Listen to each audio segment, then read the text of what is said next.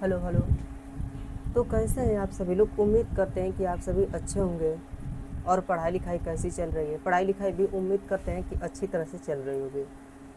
तो देखिए, आज हम बात करेंगे कि मानव नेत्र के दोष के बारे में। कि मानव नेत्र में दोष दो प्रकार का होता है, एक दूर दृष्टि दोष, एक निकट दृष्टि दोष। अब देखेंगे कि आखिर दूर दृष्टि दोष क्यों होता है, निकट दृष्टि दोष क्यों होता है। तो देखिए, समय को न खराब करते हुए बहुत जल्द हम इसे समझेंगे। देखिए, दूर दृष्टि दोष यहाँ पर दे रखा है। दूर दृष्टि दोष में क्या होता है? दूर की वस्तुएं तो स्पष्ट दिखाई देती हैं, लेकिन नज़दीक की वस्तुएं स्पष्ट नहीं दिखाई देती हैं।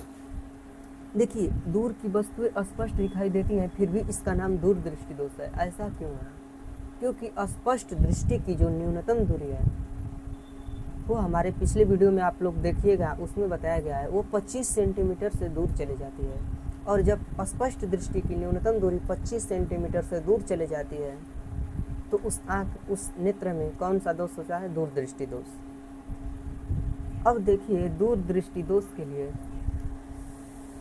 अनंत से प्रकाश चलेगा तो प्रकाश का प्रतिबिंब यहाँ रेटिना होता है। रेटिना पर नहीं बन करके रेटिना से बाद में बनेगा, रेटिना से बाद पीछे बनेगा प्रतिबिंब।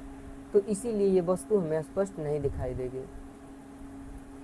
तो देखिए, इसके लिए हम क्या करते हैं कि एक उत्तल लेंस का उपयोग करते हैं। जब उत्तल लेंस लगाएंगे सामने तो प्रतिबिंब हमारा यहाँ न बनकर डायरेक्ट रेटिना पर बन जाएगा।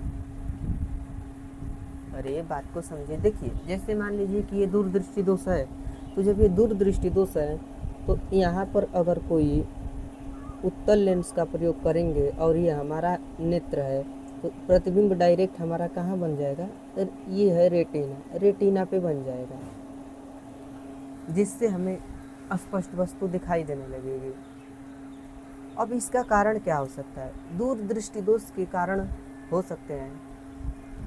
कारण का मतलब है कि या तो नेत्र की, लेंस की वक्रता कम हो जाए, वक्रता कम होने से इसकी फोकस दूरी बढ़ जाती है। या फिर बात करें तो नेत्र के गोले का व्यास, ये जो पूरा गोला है इसका व्यास बढ़ जाएगा। जब बढ़ जाएगा तो लेंस और रेटिना के बीच की दूरी क्या हो जाएगी? नहीं, व्यास कम हो जाएगा।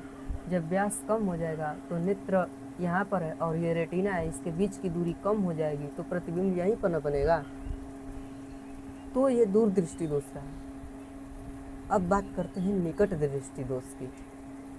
देखिए, निकट दृष्टि दोष में निकट की वस्तु स्पष्ट दिखाई देती है, लेकिन फिर भी इसका नाम है निकट दृष्टि दोष। ऐसा क्यों है? क्योंकि स्पष्ट दृष्टि की न्यूनतम दूरी 25 सेंटीमीटर से नज़दीक आ जाती है। और देखिए, जब स्पष्ट दृष्टि की न्यूनतम दूरी 25 सेंटीमीटर से कम पर आ जाती है तो निकट दृष्टि दोष होता है। देखिए, निकट दृष्टि दोष में क्या होता है? या तो नेत्र की वक्रता बढ़ जाती है। एक मिनट,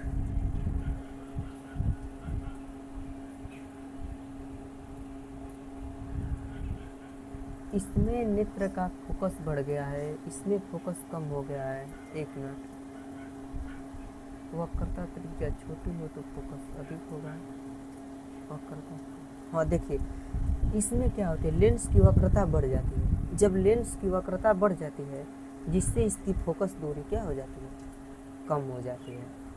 या फिर एक और बात कर लें कि नेत्र के गोले का व्यास इसमें क्या हो जाता है? कम हो जाता है, अरे बढ़ जाता है। देखिए, नेत्र के गोले का व्यास बढ़ेगा, ये गोला है इसका व्यास बढ़ जाएगा तो प्रतिबिंब यहीं पर न बनेगा, यहीं पर बनेगा, रेटिना से पहले प्रतिबिंब बनेगा।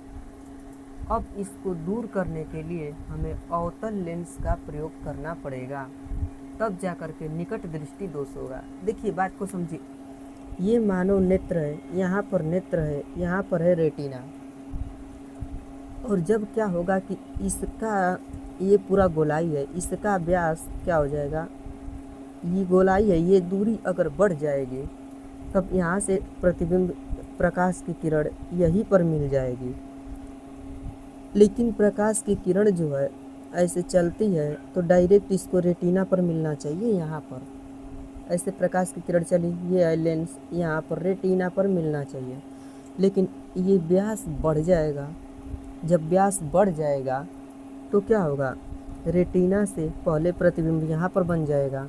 नहीं समझ में आ रहा है? देखिए निकट दृष्टि दोष में क्या होगा, निकट दृष्टि दोष में क्या होगा, देखिए ये है नेत्र का गोला, ये है रेटिना, ये है लेंस।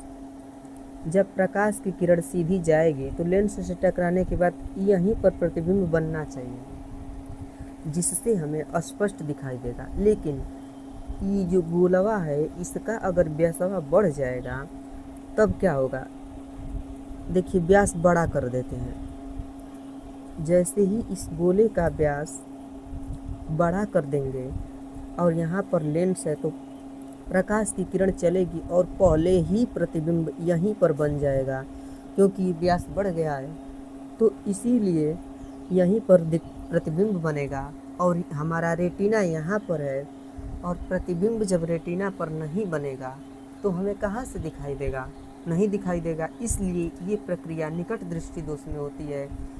या फिर एक और बात, ये जो लेंसवा है इसकी वक्रता क्या हो जाए, इसकी वक्रता अगर बढ़ जाए, इस लेंस की वक्रता बढ़ जाएगी तो भी इसकी फोकस दूरी घट जाएगी और यहीं पर प्रतिबिंब बनेगा, जिसके चलते निकट दृष्टि दोष में हमें नहीं दिखाई देगा। इसलिए यहाँ पर हम क्या करते हैं कि निकट दृष्टि दोष में अवतल लेंस का प्रयोग करते हैं।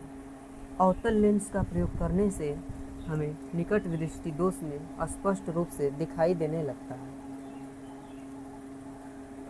तो देखिए कभी कभी क्या होता है कि देखिए दोष जो है, यहाँ पर मानव नेत्र के बारे में बात किया गया है।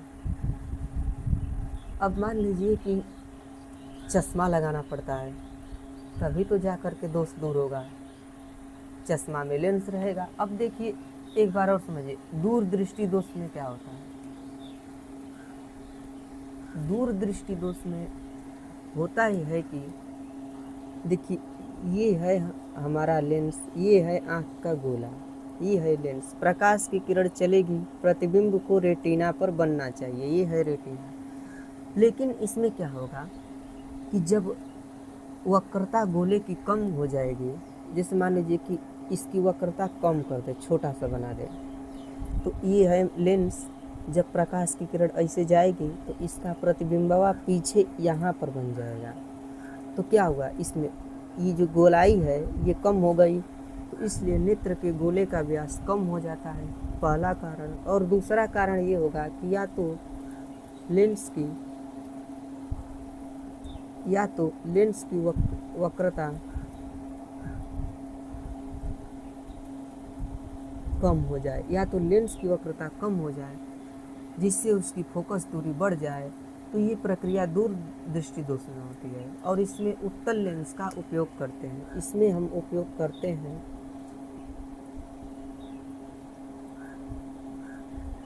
उत्तल लेंस का। तो आज की वीडियो में बस इतना ही कि दूर दृष्टि दोष क्या होता है और निकट दृष्टि दोष क्या होता है, और दूर दृष्टि दोष और निकट दृष्टि दोष का निवारण हम किस प्रकार से करते हैं, बस इतना ही। बाकी अगले वीडियो में बात करेंगे।